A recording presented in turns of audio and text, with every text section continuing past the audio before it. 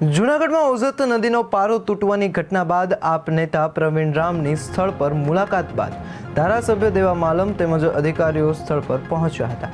આપ નેતા પ્રવીણ રામે સ્થળ પરથી જ અધિકારીઓને ફોન કરી તાત્કાલિક સ્થળની મુલાકાત લેવા ગર્ભિત ચેતવણી આપી હતી।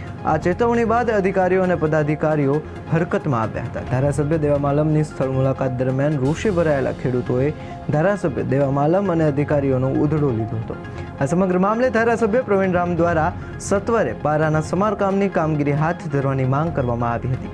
અત્રે ઉલ્લેખનીય છે કે કેશોદના બામણશા ગામ ખાતે ઓઝત નદીનો પાળો તૂટતા ખેતરોમાં પાણી ફરી વળ્યા છે।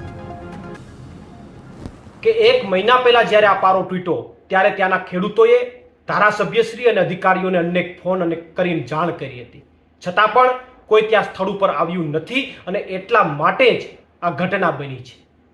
જો એ દિવસે ધારાસભ્યશ્રી અથવા ત્યાંના અધિકારીઓ સ્થળ ઉપર જઈને જો રૂબરૂ મુલાકાત કરી હોત તો આજે આ પરિસ્થિતિ ન સર્જાણી હોત, આજે આ તારાજી જે ઊભી થઈ છે એ ઊભી ન થઈ હોત। પરંતુ જે કંઈ પણ થયું એ પણ હવે મારી અપીલ છે કે તાત્કાલિક ધોરણે આમનું કામ પૂર્ણ થાય અને જો નહીં થાય અને હવે આવનારા સમયમાં કોઈ અઘટિત ઘટના બનશે તો એની જવાબદારી સંપૂર્ણ તંત્રની, સંપૂર્ણ પદાધિકારીઓની અને સરકારની રહેશે। અને જો એવી કોઈ ઘટના બની તો ચોક્કસથી કદાચ કોર્ટના દરવાજા પણ ખખડાવવા પડે તો પણ અમારી